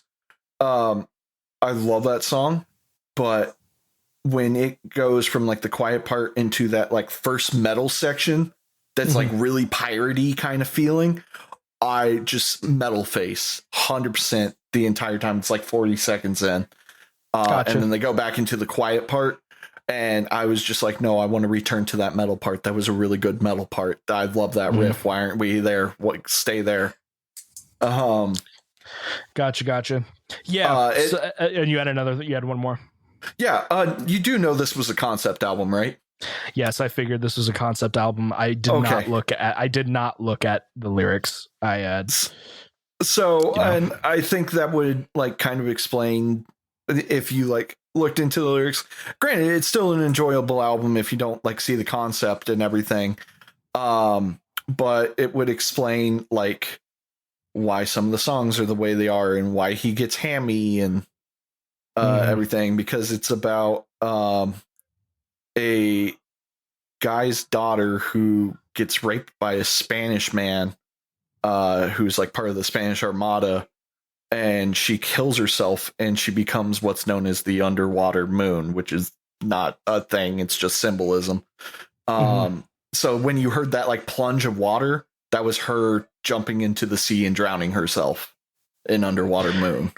Gotcha. I mean, that's what I figured. When I heard that, I was like, all right, something or someone got dumped into water. Yeah, and hunting the humans, the father going after the guy and trying to kill him. Execution is the father gets tried and executed. The Curse of the Gypsy, he's begging his gods to wreak havoc on them. And then the rest of the album is like 10th Wave is about the Armada like getting hit by him. Delirium is like him coming out of his fever from the infection of getting shot and realizing he needs to save his soul by rescuing her soul because her soul's trapped under the ocean. So the rest of the album's like him like watching his crewmates wander this shipwreckage of theirs. And he eventually dives underwater and he replaces her soul and body so she can be free and he stays under the ocean forever. And that's what that like heavy breathing is. Breathing and farewell. Yeah. Yeah. So I feel once you like get that, it like a lot of the sound choices and like random sound effects make more sense. Yeah, I never thought that they didn't make sense. I figured it had something to do with the writing in and of itself. I just never really, I had time. I just didn't think to like, as I was listening to it this earlier today, to listen to the, but I didn't think of pulling up the lyrics, even though I probably should have. So that's my bad. But no, I just wanted to make sure like you knew it was concept. Yeah, I understood that. And also this piratey sound that they have, it's only this album. That's what I figured, and that's really, really cool. I think so yeah, I think that's nifty. I like it. I am interested in listening to their other records. I kind of want to check out Maestro, especially Please for the theremin. Yeah, I'll probably check that out. Also, by the way, concept album. Okay, concept record. All right, nifty. I think all of their album. Well, I say all. They only have 3. I think all 3 of them are concept records, but I think Underwatermoon and Maestro are both like really good ones. Maestro is all about a conductor selling his soul to Satan and going slowly insane. Interesting. Wasn't there a blues guitarist that supposedly did that? I mean, there's a blues guitarist that sold his soul at the crossroads. Yes, that is probably who I'm thinking of. Yeah, but he didn't go insane. The story was he just sucked at blues guitar really bad, and then he disappeared out of nowhere, and then came back, and he was fucking really good. And instead of people going, "Wow, that guy must have took guitar lessons," it's like, yeah, he went to the crossroads, sold his soul. Yeah, I think he also had a song. He wrote a song about doing that too. I don't know. Yeah, it was interesting. I don't know. So yeah, Underwatermoon, highly recommend it. Very good. I give it an 8 out of 10. They ripped off Ailstorm. Let's continue. And I'm kidding. I do. Oh God, there was something I was going to ask. What did you think of the mixing? Because that was one thing I was kind of worried about, because I don't think the mix, like, I think it's good in the sense that like you can hear all the instruments very well. But I thought it was mixed very well. I didn't have any issues with the production. All right, cool. Why did you have complaints about it? No complaints, but I do think Maestro is a much better mixed album. But there's also like 10 years in between those 2 albums. It's pretty significant amount. I'm pretty sure it's only 6. Is it only 6? Okay, well then I'm wrong, and I don't know one of my favorite bands. That's fine. Yeah, I had no complaints about the production. I thought it was pretty decent. One other thing. Sasha, the bass player, the reason I know the guy's name is we're friends on Facebook.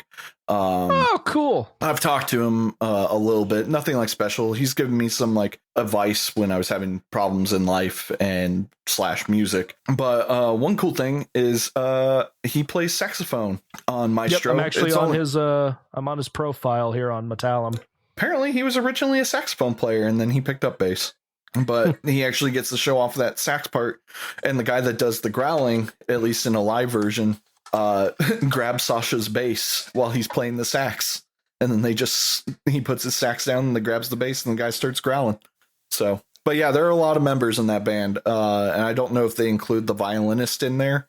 Because there's like 2 women that are in that band as well. But I don't know if they're considered just guests or not. Interesting. Anyways. Enough about Winterhorde. Shall we continue? Yes. Mitchell, what have you been listening to? What have you been doing? Anything cool? Well, I don't know if you heard, but I have been listening to Primitive Man lately. Yes. Well, other than the topic of this episode. I for a little bit was listening to Bellwitch's new album. I heard they came out with a new one. I have not looked at it yet. It is really good. It's called Stygian Bow. Mm-hmm. Or Bow. I could be pronouncing it wrong. Who knows? But it has Aerial Ruins in it, and if you don't know who that is, it is the guy who did the clean vocals in Mirror Reaper. Okay, he's nifty. He's an acoustic guitar player / singer who kind of does that haunting sound from what I can gather. And they just did it more. So Stygian Bow actually has acoustic guitar in it. Interesting. As well as the 6-string bass and the organs and the drums that Bellwitch is known for. So I was re-listening to that again. It is not a single 83-minute long song. It is actually 5 songs long, and they're all decently not long. Well, they're long for you. Like the first one's 19 minutes. Jeez. Yeah. but it's Bellwitch. Yes, it's understandable. Other than that, I recently got a hold of... Oh, I'm having hiccups. That's great. I recently got a hold of Black Crown Initiate's new album. Okay. I don't know how I feel about it, honestly. It's not hitting me that well. Like, there are certain songs on it that grab me, but it's not like The Wreckage of Stars. Like, when I heard that record, I was like, oh, that's a good one. That's a real good one. And right. When I went and saw them live with you, kind of went and saw them live with you, they were there. And you were there. I was. They did a single before this album was out at that show. And yeah, it's not grabbing me. I know a lot of people like this record, but it's not hitting me the same. It's not a bad record. I just think it's not their best. That's fair. Also grabbed the new Haken album. I really like it. Grabbed the new Oceans of Slumber album. Haven't listened to it yet. Other cool things in my life. Got a Planet Fitness gym membership. Ooh. I've totally used that. Totally. Not wasting $10 a month. I need to start going to the gym, dude. Oh, it sucks until you get used to it. Well, my problem is I have to get surgery next month, so like right. I don't know when I'm actually going to be able to start going to the gym if I start going. So I don't know. Yeah. Yeah, no, nothing really else. I'm still playing Apex. I keep telling myself I need to probably pick up a single player game.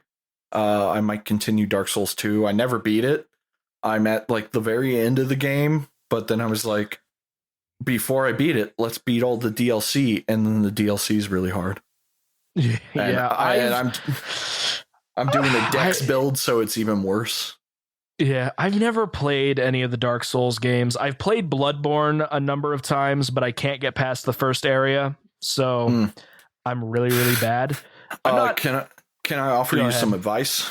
Mm-hmm. Get good. Thank you. Yes, You're welcome. I should have expected that.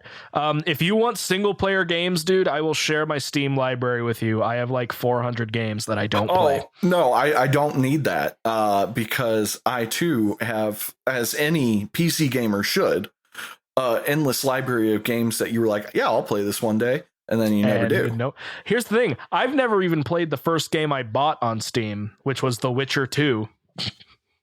I have to go through The Witcher 2. I did beat Witcher 1, and it was painful to play because it is a style of...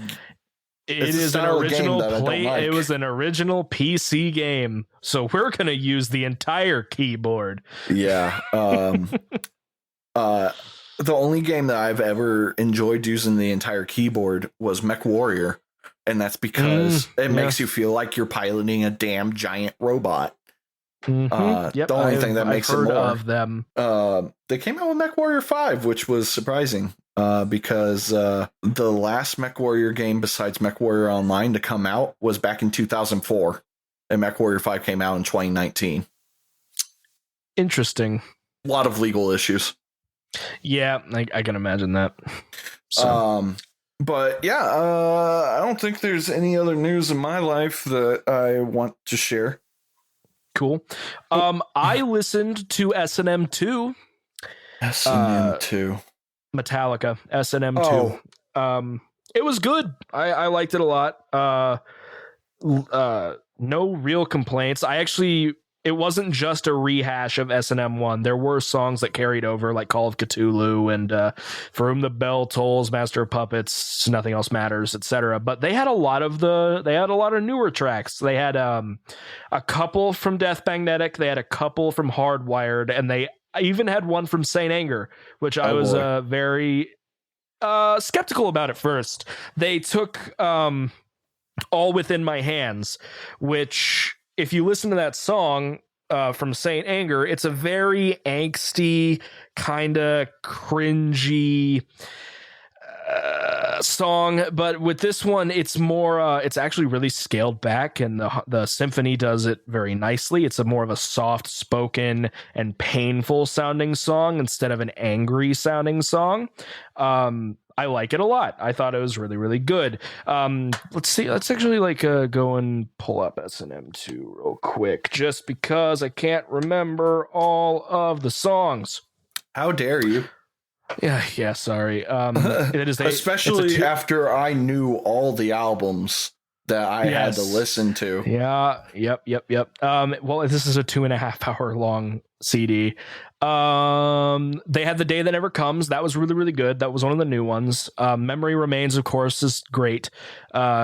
Confusions, it was okay. Moth into Flame was excellent. I actually really liked the rendition of that. They played No Leaf Clover, which surprisingly, if people don't know, there are 2 Metallica songs that do not have studio versions. They've only been played on S&M. Which were Minus Human and No Leaf Clover. So this is the first time I ever got to listen to No Leaf Clover, and it's a really good song. I like it a lot.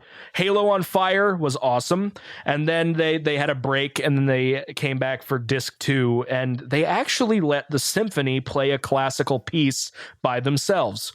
So Metallica, it was very interesting of them. They played a song from the Scythian Suite. It's called the Scythian Suite, Opus 22, The Enemy God and the Dance of the Dark Spirits. Good track.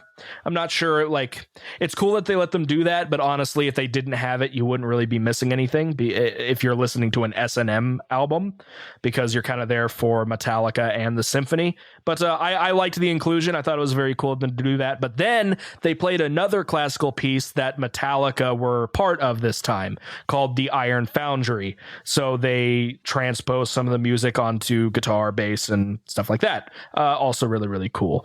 Then they did a very stripped back. James was the only person that was doing anything for The Unforgiven 3.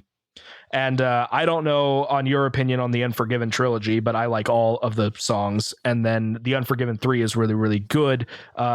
James sounds great on this record. He's gotten his voice back. There was a time where he kind of lost his ability to do any grit in his voice, but then his singing is really, really good, and he has everything throughout this record. Following Unforgiven 3, we had All Within My Hands, which again I was skeptical about, but it was really good. And then what was really cool, James gets on the mic and he asks if people remember Cliff Burton. And of course, rest in peace, Cliff Burton. Then they played Anesthesia Pulling Teeth, but it was a guy on a cello playing most of it, or cello or a double bass or something. But it was excellent. Really, really good. I loved it. And then I think the rest were just left over from S&M 1. You had Wherever I May Roam 1, which honestly I didn't like very much. It didn't hit. The did not hit at all for 1. Could take it or leave it. Master of Puppets was good. Nothing Else Matters was good. And then Enter Sandman lasts for 8 minutes. I hate it. And that was the closer. I really liked S&M 2. If you have any interest in listening to it, I recommend it. It was pretty good. Outside of that, what have I been listening to? I've been trying to check to see if our podcast is working on Spotify. It finally does. So that's cool. Yay. And I've been listening to Winterhorde. I've been listening to Toxicity just because it's been there. I listened to a little bit of Nothing by Meshuggah. Hey, quick question. Yes, go ahead. After listening to Toxicity, after doing my review, do you have anything to add since you have a new listen of it? Not really. I didn't listen to the whole thing. I was like, I really want to hear Chop Suey, so I'm gonna go listen to Chop Suey. Oh, I finally sat down and I listened to all of Verminous by the Black Dahlia Murder. It's okay. I didn't hate it. It's not Nightbringers or no. It feels so lethargic. Like I don't feel any energy in it. So it isn't great. It has a couple of cool songs, but I cannot tell you what they are for the life of me. Can't remember anything about the record, which sucks because Nightbringers was the thing that finally cracked me into Black Dahlia. I was like, I heard Widowmaker and I'm like, I understand this band now. And yeah. I really dug it. I've been listening to some Black Tongue because I've been talking with Gage and spitting music back and forth. He showed me some Infant Annihilator. And I actually kind of dug it. I kind of stayed away from Infant Annihilator for a long time because I watched the music video of them in the woods where it's just a joke video and they're humping each other the entire video. I didn't get it. Also, I think the song title was called actually let's just pull it up. Hold on. Infant Annihilator. They are like half a joke band and half not a joke band. Yes, the song was. Is it from this record? Hold on. Oh, they have an instrumental version of that record. I may actually like that instead.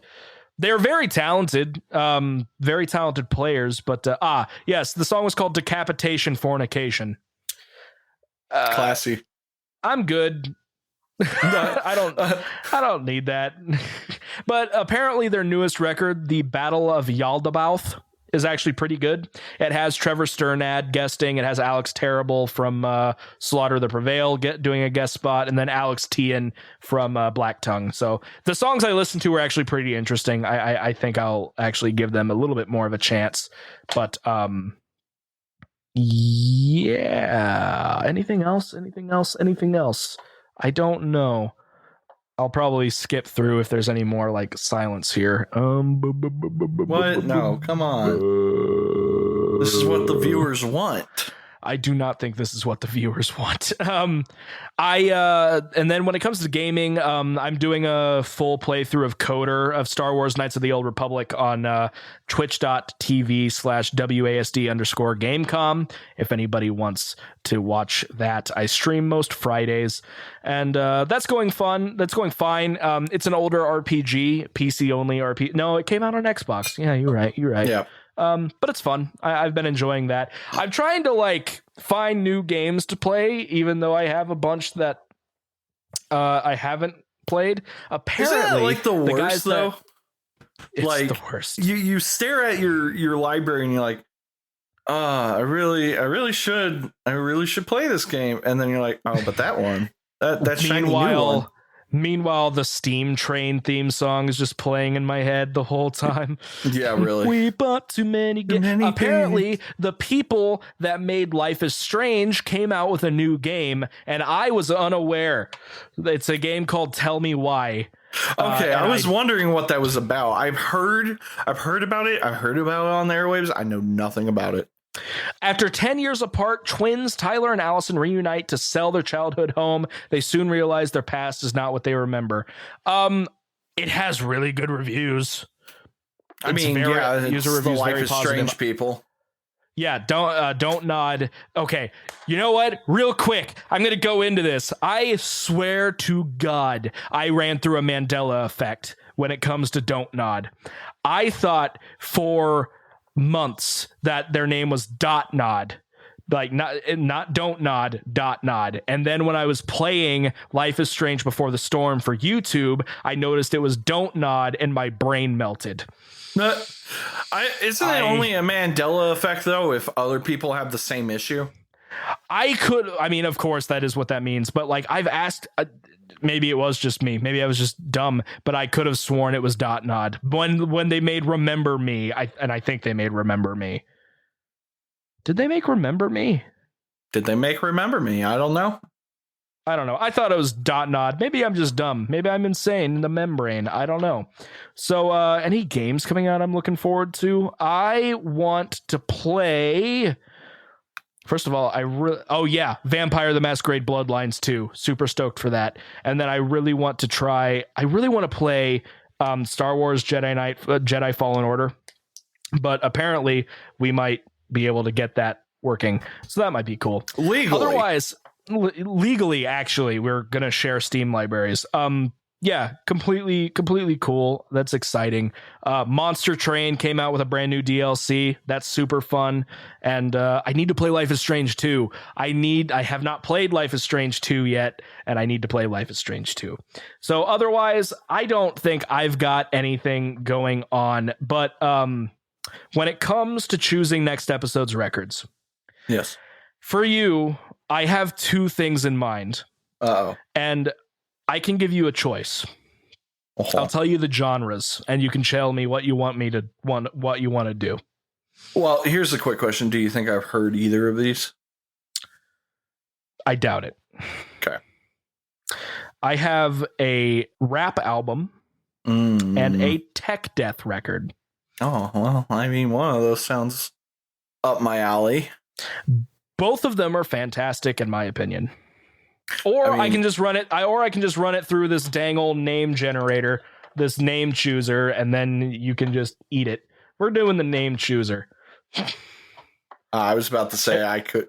The one other thing I was going to say is I could listen to both of them. I'm not going to make you do that. Like, I'm not ready for a long episode.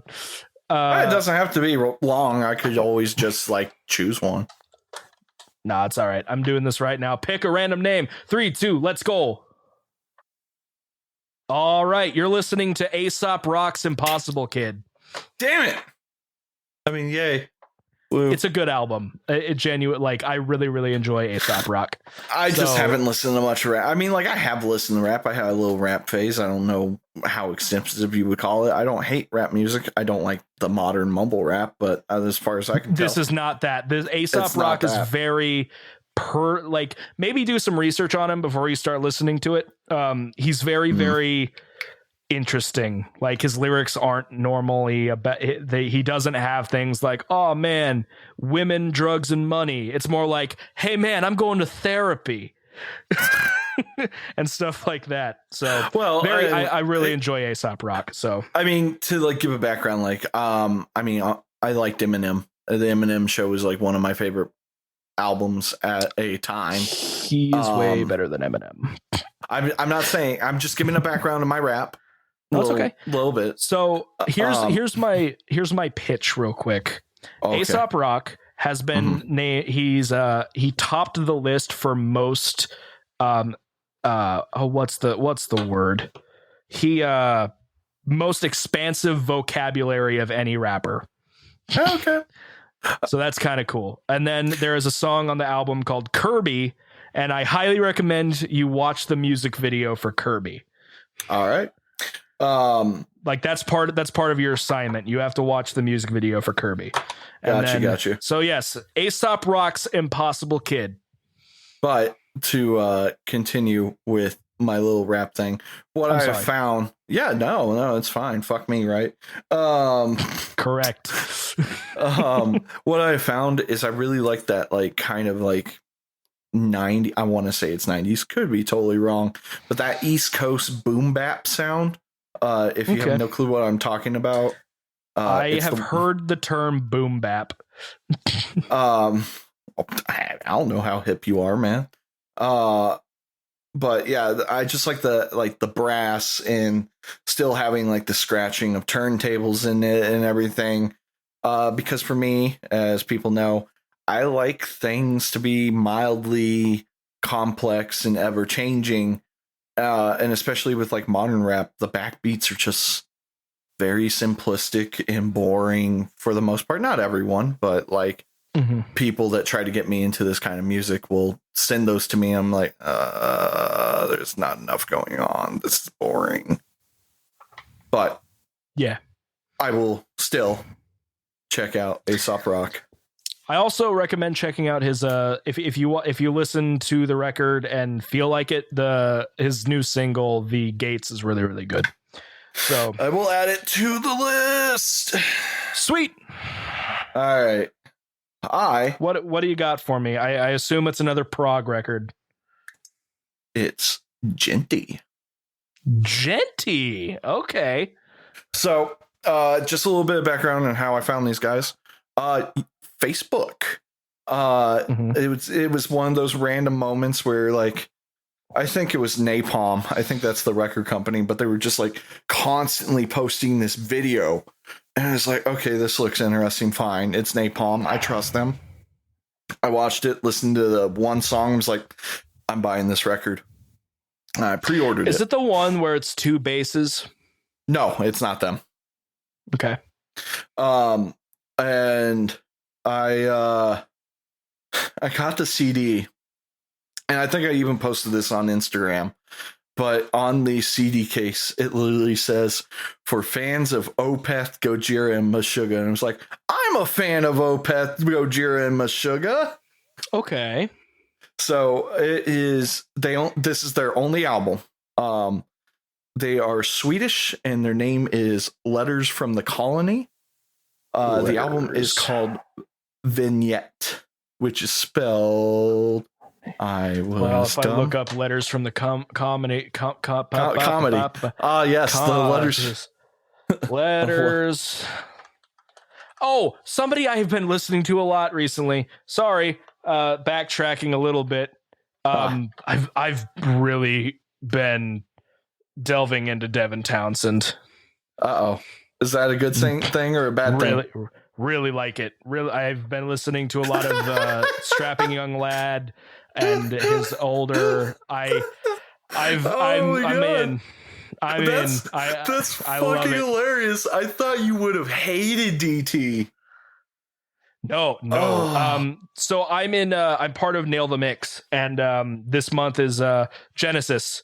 So I'm trying to mix that song, and it hurts my brain, but it's absolutely madness, and I love it. So I've started listening to that. I've listened to Planet of the Apes a lot, and then I've delved into I started listening to Strapping Young Lad's first record the other day, but I've also been listening to their popular tracks like Love, Detox, Skeesis, and just a bunch of other stuff. I really, really love Devin Townsend. This dude is a madman, and I love him. So, dumb question, but you know who Steve Vai is, right? I know of Steve Vai, yes. Devin Townsend did vocals for him. Really? 50. I'll have to check that out. I think Devin was like actually really young too when he was doing that. I could be wrong. I don't know the full story. I still, out of that album, or Devin Townsend, I really want you to listen to Deconstruction fully. Just because I sent you that list of like all the guests that were on it. Yes.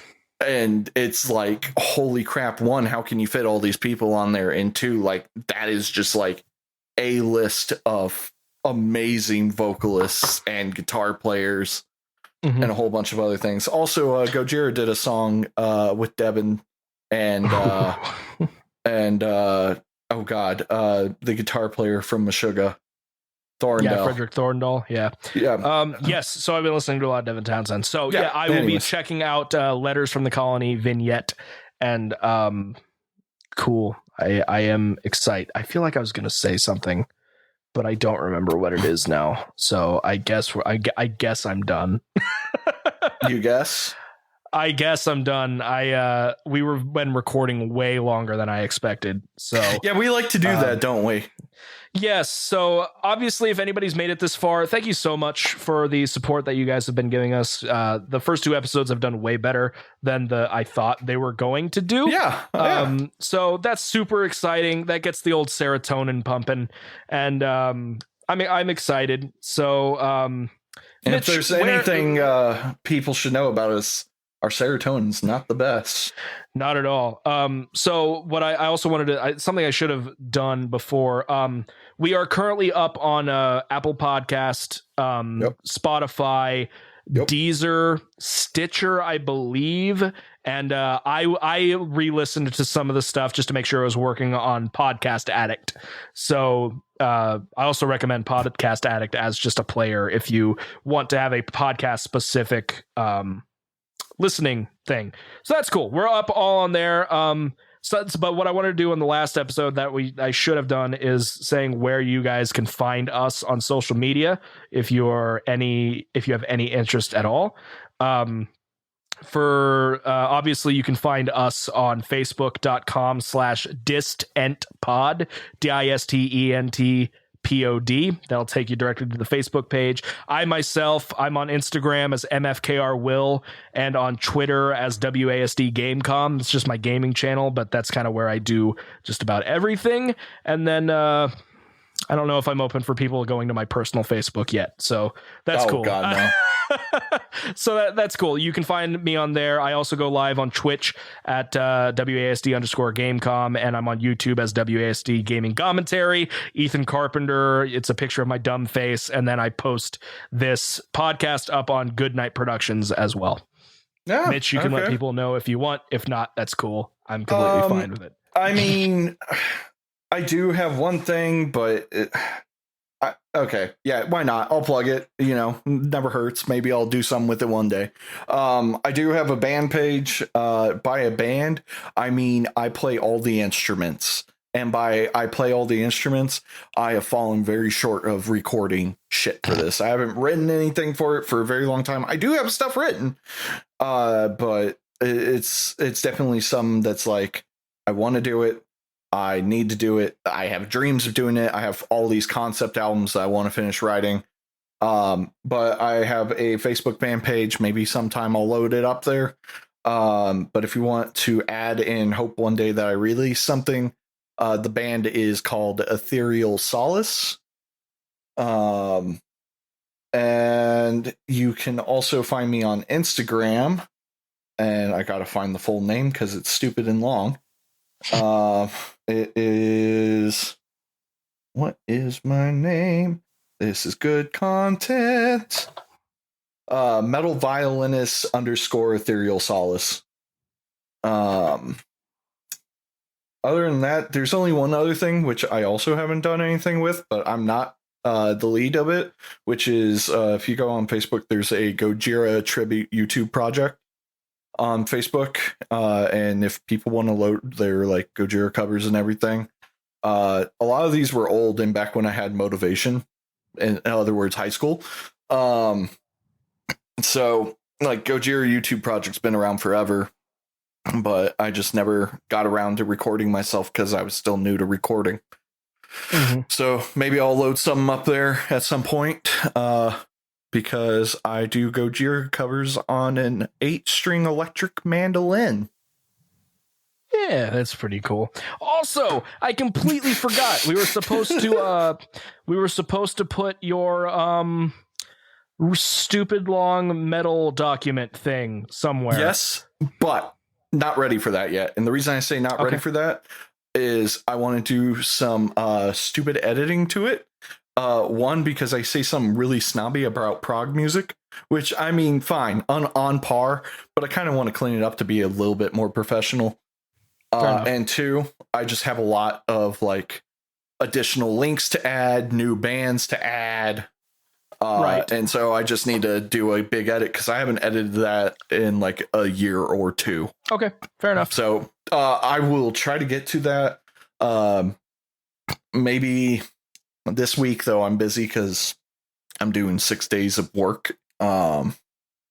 But all right. Yeah, I think we're good. You're getting tired. I keep yawning myself, but I'm not tired. Cool. Well, guys, and for leaving today's episode, I'm actually going to play a band out of New Jersey. This is a post-hardcore band out of New Jersey by the title of Being Still, and I'm going to be playing the song Murder in Baltimore. And that's going to do it for episode 2 of Distorted Entertainment. My name is Ethan Carpenter. I am joined by Mitchell Wade, and we will see you guys in a couple of weeks. See you guys then. Have a good one. Yay!